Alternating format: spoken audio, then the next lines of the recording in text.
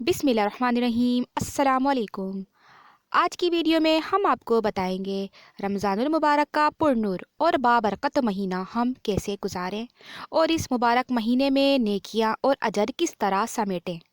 چلیں ویڈیو کا آغاز کرتے ہیں۔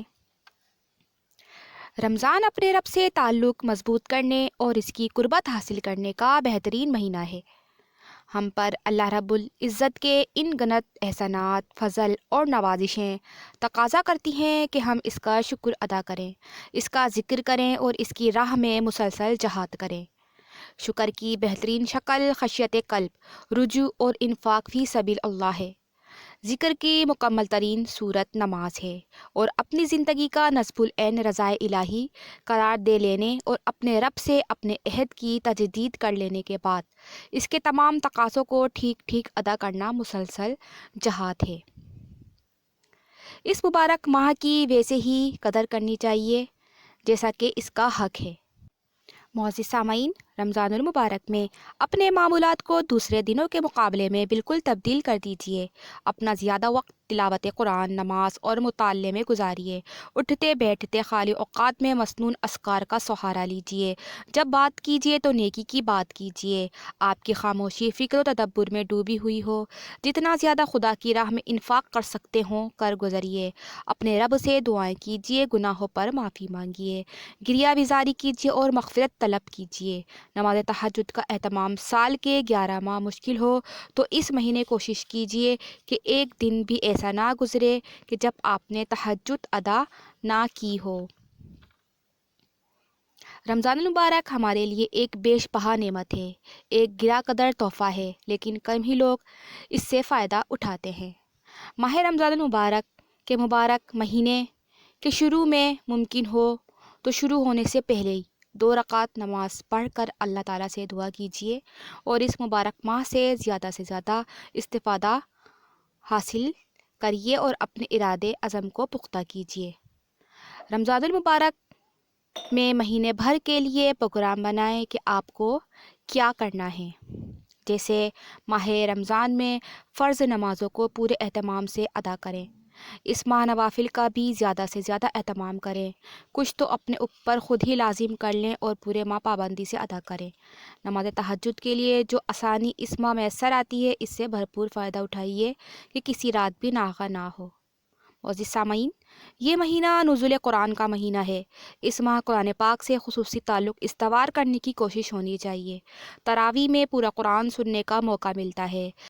اسے سہل پسندی کی نظر نہ ہونے دیجیے، بلکہ التزام کر کے پورا قرآن سماعت کیجیے، اور بہتر یہ ہے کہ پڑھے جانے والے رکوعات کو پہلے ہی ترجمے کے ساتھ پڑھ لیا جائے تاکہ رمضان میں پورے قرآن کی تلاوت ہو جائے۔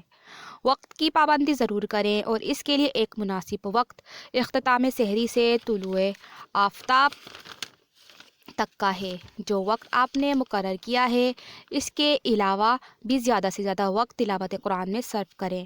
باقاعدہ مطالعے کے لیے قرآن کا کوئی حصہ منتخب کر لیجیے، مثلاً آخری منزل، اور اسے زیادہ گہری نظر سے کسی تفسیر اور تفہیم القرآن کی مدد سے پڑھنے کی کوشش کیجیے۔ بعض حصوں خصوصاً آخری پاروں اور منتخب رکوعات کے حفظ کا اہتمام بھی ہونا چاہیے۔ اس کے علاوہ دینی کتابیں پڑھیں۔ روزانہ کچھ نہ کچھ وقت ضرور نکالیں۔ جو کتابیں آپ چاہیں منتخب کر سکتے ہیں، جن میں احادیثی کتابیں، اقوال کی کتابیں، سیرت نبی، سیرت اولیاء اور اسلامی عبادت کی کتابیں ہیں، وہ ضرور پڑھیں۔ اس طرح اس ماہ سعید میں انفاق فی سبیل اللہ اپنے اوپر لازم کر لیجئے، خواہ کتنی ہی چھوٹی مقدار اور قلیل رقم کیوں نہ ہو۔ اللہ تعالیٰ اس قربانی اور جذبے کو دیکھتا ہے جو اس کا بندہ اس کی راہ میں کرتا ہے۔ ساتھ ہی اپنے رب سے دعا بھی کیجیے کہ وہ اپنی راہ میں آپ کے انفاق کو قبول کر لے۔ اس سے مزید کی توفیق بھی طلب کیجیے اور دیے ہوئے مال پر 70 گنا اجر کا یقین رکھیے۔ گناہ ہر حال میں گناہ ہے، لیکن اس وقت جب کہ انسان اللہ کی خاطر روزے کی حالت میں ہو، یہ گناہ زیادہ سنگین ہو جاتا ہے۔ گناہوں سے حتی الامکان بچنے کی کوشش کیجیے، اور جو گناہ پھر بھی ہو جائیں ان پر ایک مقررہ رقم بطور کفارہ رائے خدا میں خرچ کر دیجیے۔ اس طرح خود کو گناہوں سے باز رکھنے میں آسانی ہوگی اور آپ نیکی کی راہ پر آگے بڑھ سکیں گے۔ ممکن ہو تو آخری عشرے میں اعتکاف کی سعادت حاصل کیجیے۔ 10 دن کہ اس مجاہدے کو آپ ذاتی احتساب، تزکیہ نفس اور آئندہ زندگی رضا الہی کی طلب میں گزارنے کا جذبہ بیدار کرنے کے لیے اکثیر پائیں گے۔ شروع سے ہی یہ بات ذہن نشین کر لیجئے کہ اللہ تعالیٰ کی بارگاہ سے اپنی دعاؤں کو شرف قبولیت دلانے کا اس سے اچھا موقع پھر نہ ملے گا۔ یہ سوچ کر اپنے رب سے جو کچھ بھی مانگنا ہو مانگیں اور بار بار طلب کریں، خصوصاً ان اوقات میں جب اللہ تعالیٰ اپنے بندوں سے زیادہ قریب ہوتا ہے۔ ہمیشہ اس اعتماد کے ساتھ مانگیں کہ خلوص دل سے طلب کی ہوئی کوئی چیز اللہ تعالیٰ کبھی رد نہ فرمائیں گے۔ افطار سے قبل دعا کی قبولیت احادیث سے ثابت ہے۔ ان لمحات کو ہرگز نہ ضائع ہونے دیجیے۔ دعا مومن کا ہتھیار ہے، اس سے بھرپور فائدہ اٹھائیے۔ سونے، جاگنے، مسجد میں داخل ہونے، باہر نکلنے، افطار و سحری کرنے، شکریہ ادا کرنے اور نیا کپڑا پہننے وغیرہ کے موقع پر جو دعائیں میرے آقا کریم صلی اللہ علیہ وآلہ وسلم سے منقول ہیں انہیں یاد کریں اور اہتمام سے بارگاہ رب العزت میں پیش کریں۔ اپنے لیے، اپنے والدین کے لیے خصوصی دعائیں بھی کیجیے۔ معزز سامعین، رمضان کا یہ مہینہ اسلامی اور قومی تاریخ کے اہم واقعات کی یاد دہانی ہے۔ غزوہ بدر اور فتح مکہ دو ایسے سنگ ہائے میل ہیں جو آج بھی تحریک اسلامی کے مستقبل کے لیے روشنی فراہم کرتے ہیں۔ اسی طرح سندھ میں اسلام کی آمد کی یاد میں یوم باب الاسلام اور قیام پاکستان تاریخ ساز واقعات ہیں۔ ان ایام کو شاہ شان طریقے سے منانے کا اہتمام کیجیے۔ اللہ کریم سے دعا ہے کہ وہ ہماری کوتاہیوں سے درگزر فرمائے اور ہم سے وہ کام لے کہ جس سے وہ راضی ہو جائے، آمین۔ معزز سامعین، اگر یہ ویڈیو آپ کو پسند آئے تو پلیز اسے لائک اور شیئر کریں اور ہمارے چینل کو سبسکرائب بھی ضرور کریں۔ شکریہ۔